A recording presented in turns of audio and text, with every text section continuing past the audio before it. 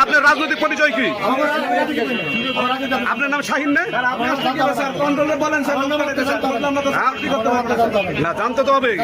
কেন জানতে হবে না? কেন কে জানবে?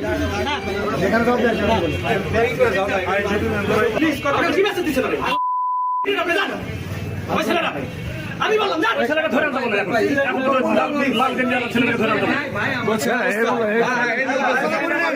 এই কথা বলি না